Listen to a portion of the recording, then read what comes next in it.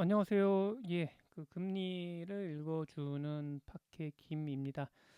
팟캐스트를 좀 하다가 유튜브도 좀 하다가 지금 한 몇 년 만에 다시 시작하는 겁니다. 금리 전문 채널로 좀 키워볼 생각이고요. 또 금리와 금융, 또 경제를 좀 포괄해서 좀 집중적으로 한번 해볼 생각입니다. 저는 경제 콘텐츠를 거의 10년 이상 좀 만들어 왔었고요.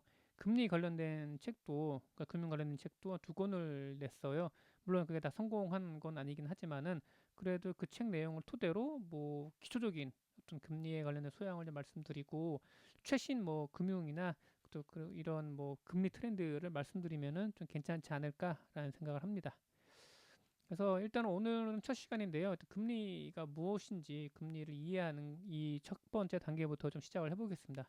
일단은 이게 기본 개념부터 좀 말씀을 좀 드려야 되겠는데요. 사실 금리는 우리 일상생활에서 흔히 접하지만은 그 의미와 종류를 좀 제대로 이해하고 좀 제대로 쓰는 경우는 많지가 않은 것 같긴 합니다. 대체적으로 보면 우리가 말하는 금리는 뭐 은행 이자율을 많이 뜻할 때가 있죠. 근데 은행의 이자율뿐만 아니라 금융사 간에 이제 돈이 오가는 거래 과정에서 들어가는 뭐 비용이라든가 또 아니면은 뭐 채권에 뭐 표기되는 뭐 금리, 그러니까 이자율이라든가 여러 가지 종류가 있습니다. 그리고 또 정책금리, 뭐 시장금리, 또 CP금리, CD금리 여러 가지 금리가 있기는 하는데요.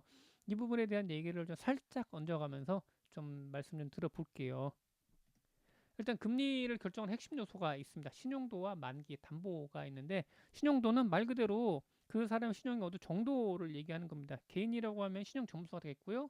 국가나 아니면 단체라고 하면 신용 등급이 되겠죠. 이 등급과 점수에 따라서 이제 이자율을 계산을 하게 되는데 아무래도 이 이자율을 그러니까 이 신용 등급이나 신용 점수도 과거에 돈을 얼마 만에 갚았느냐 그리고 얼마만큼의 이 자산을 갖고 돈을 잘 갚을 수 있겠느냐라는 능력을 좀 표기하겠죠. 그렇기 때문에 기왕이면 신용 점수가 높은 게 낫고 또 신용 등급이 또 높은 게 각 가해인가 그 단체 입장에 봤을 때는 좋은 거라고 볼 수가 있겠습니다. 그래서 이런 신용도가 높다고 하면은 자연스럽게 돈을 떼일 가능성, 돈을 떼고 도망갈 가능성이 낮아지기 때문에 금리가 당연히 낮아지게 되겠죠. 그리고 또 중요한 요소가 만기입니다. 만기는 돈을 빌린 기간을 뜻하는데요. 일종의 그러니까 돈을 빌려준 사람 입장에서 봤을 땐 돈이 묶여 있는 기간을 뜻하는 거겠죠. 돈이 묶여 있는 기간이 길어지면 길어질수록 어떻게 됩니까? 그 사람이 그 돈을 갖고 활용할 수 있는 기회비용 그 자체가 상당히 다운되게 되는 거잖아요. 게다가 또 무엇이 있느냐? 이게 하루나 이틀이 아니라 1년, 10년 이렇게 간다고 하면은 혹여라도 돈을 떼고 도망간다고 하면은 이 큰 손해가 될 수 있는 거잖아요. 그래서 그런 위험성을 좀 이 금리에 좀 놓다 보니까 이제 장기, 그러니까 만기가 긴 대출일수록 이 금리가 높아지게 됩니다. 그래서 이제 여러분들이 은행에 갔을 때 뭐 10년 만기 뭐 주택담보대출, 뭐 20년 만기 주택담보대출을 비교하실 거 아니에요. 그때 아무래도 20년 만기 주택담보대출의 금리가 높을 수밖에 없는 거죠. 그만큼 은행이 그 돈을 활용을 해서 쓸 수 있는 돈에 대한 기간이 금리에 산정이 되어 있는 거라고 볼 수 있게 되겠죠. 그리고 이 신용도와 만기를 전부 다 뛰어넘을 수 있는 하나의 또 신용도 금리를 결정하는 핵심 요소가 있는데 이게 바로 담보가 됩니다. 담보는 돈을 빌릴 때 돈을 갚지 못할 경우에 돌려줄 재산 이거를 뜻하는데요. 담보가 있으면 돈을 떼일 위험이 확실히 낮아지긴 하겠죠. 그렇죠. 만약에 차주가 도망간다고 하더라도 차주가 갖고 있는 자산을 가압류해서 그거를 뭐 판다던가 아니면 그걸 직접 가져온다던가 해서 그 이제 대출 떼인 거에 대한 손실 부분 일정 부분 생각할 수가 있잖아요. 그렇기 때문에 담보가 매우 중요합니다. 그래서 같은 맥락에서 봤을 때 신용대출은 대개 보면 1년을 만기로 해서 뭐 2년, 3년 이렇게 연장해 가는 형식이고 주택담보대출 같은 경우는 10년, 20년, 30년 단위로 나가는데 주택담보대출이 장기 대출임에도 불구하고 신용대출보다 이 금리가 낮은 이유는 바로 이런 주택이라는 담보가 확실하게 있기 때문이죠. 그렇기 때문에 이 주택담보대출의 금리가 낮아지게 되는 겁니다. 그래서 신용등급이 낮더라도 은행권의 신용대출은 못 받겠죠. 아무래도 담보가 없으면은. 그렇지만은 내가 만약 집이 있거나 자산이 있다. 아니면은 뭐 부모님이나 뭐 보증을 서줄 사람이 있다. 그러니까 보증을 선다는 거는 대신 담보를 맡긴다라는 얘기 되거든요. 이런 경우 때는 낮은 금리로 1금융권에서 대출을 받을 수 있게 되는 것이죠. 금리 결정 과정은 근데 이게 제가 감마로 만들어 가지고 좀 약간 좀 이상하긴 한데 일단 신용도 평가가 당연히 있어야 되죠. 기본적인 그 점수가 되겠는데요. 크게는 뭐 나이스 신용 평가 뭐 이렇게 좀 있죠. 그래서 이 여기서 신용도 평가를 하고 그래서 여기서 이제 대출을 할 수 있느냐 없느냐를 놓고 이제 은행에서 판가름을 하게 되겠죠. 그다음에 이제 만기를 설정을 하고 만기에 따라서 또 이자율이 또 산정이 됩니다. 그리고 담보가 있는지 없는지 여부를 또 살펴볼 거예요. 이게 전세 대출이나 아니면은 뭐 주택담보대출이나 이런 것 같은 경우는 부동산이 확실한 담보가 있다 보니까 이자율이 낮게 설정이 되겠죠. 그리고 이제 여러 가지 또 기업들이나 그리고 증권 여기 금융사들 간의 이런 그 돈 거래 같은 경우에도 항상 보면은 물리적으로 움직이는 않지만은 담보물이 항상 전제가 돼 있습니다. 뭐 그게 가장 쉬운 게 채권이 되겠죠. 도출식이 되겠고 해서 이런 담보가 왔다 갔다 합니다.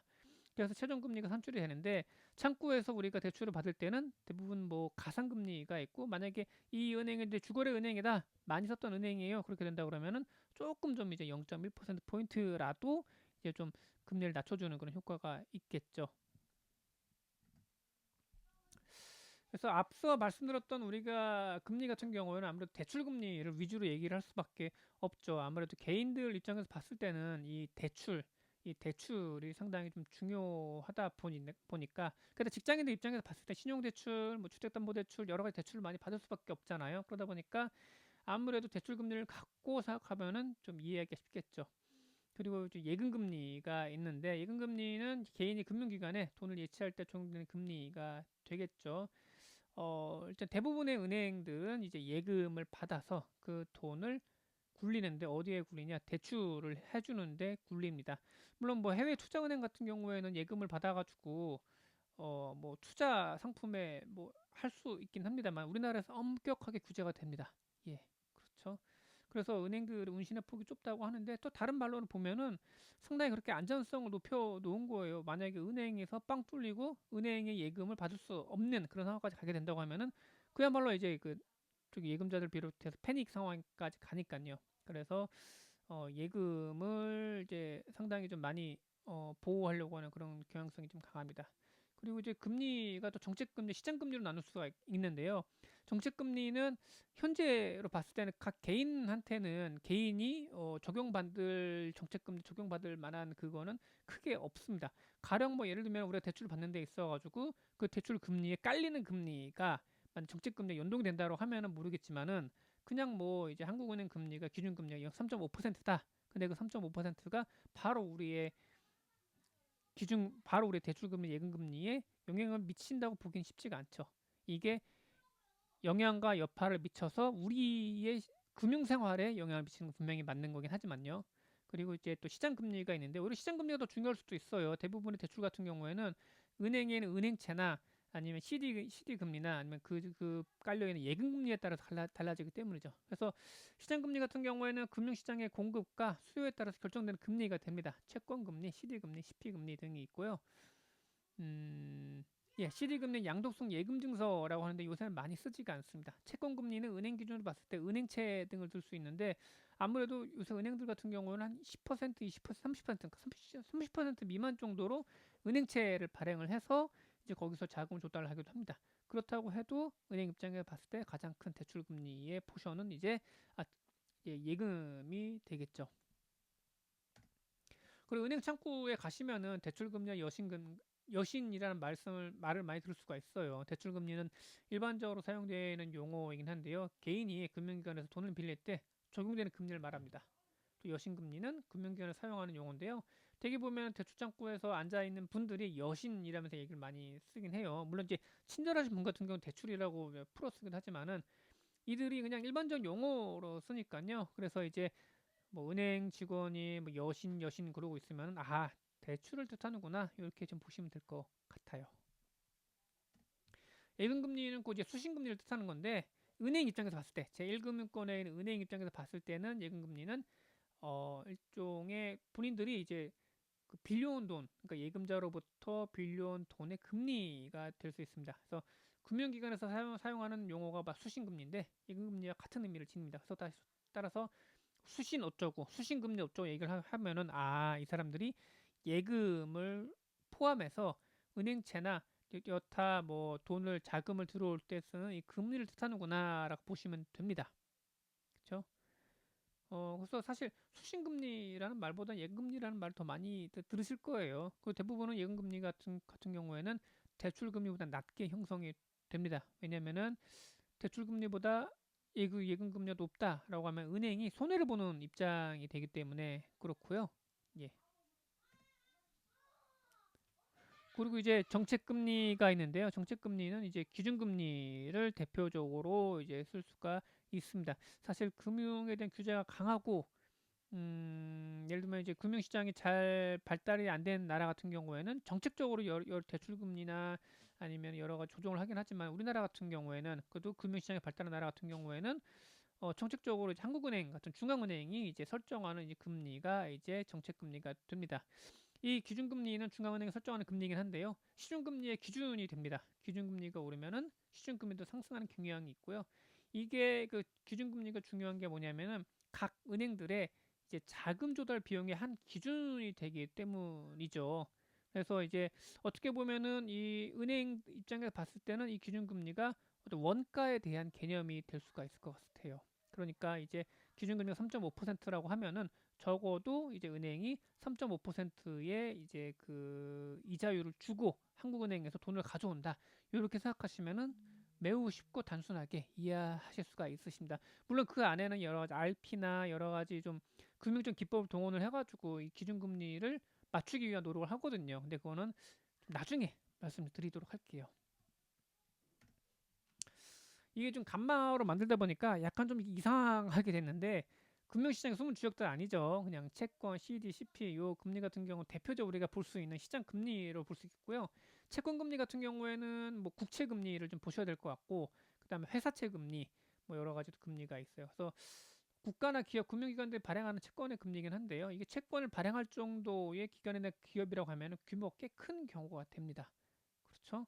예를 들면은 뭐 애플 같은 경우에는 이거는 누가 봐도 뭐 망할 위험성도 없고 보유하고 있는 현금도 많잖아요. 그래서 만약에 애플이 갖고 있는 회사채를 푼다고 하면은 회사채를 발행한다고 하면은 아무래도 살 사람들이 많이 있겠죠. 그러다 보니까 이제 이런 그 대기업, 정부, 지자체 그나마 망할 위험이 없으면서도 현금 동원력이 큰 이런 그 단체나 기관이나 기업들이 이제 주로 채권을 발행하게 됩니다. 그렇지 않은 이제 중소기업이나 뭐 일반 개인들 같은 경우는 은행 가서 이제 대출을 받아야 되겠죠. 아니면은 뭐 일반 뭐 주식 상장사다라고 하면은 이제 주식 시장에 뭐 유상 증자 아니 무상 증자를 통해서 그러니까 유상 증자를 통해서 이제 그 자금을 확보할 수 있게 되겠죠.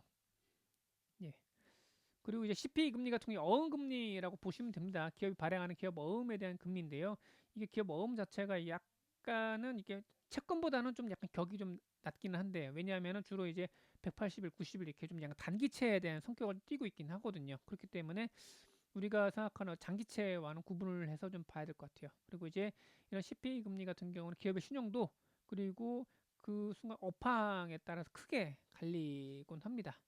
그 CD 금리는 양도성 예금 증서인데 은행끼리 서로 이제 주고받는 현금성 자산이라고 보시면 될 것 같은데 제가 듣기로는 CD 금리를 요새는 많이 쓰지 않는다라고 얘기를 들었어요. 어쨌든 그래도 CD 금리도 은행의 자금 조달 비용 중 하나로 요새 많이 취급이 되고 있습니다. 예, 오늘은 여기까지 말씀드리고 또 다음 시간에 또 추가적으로 말씀드리도록 할게요. 감사합니다.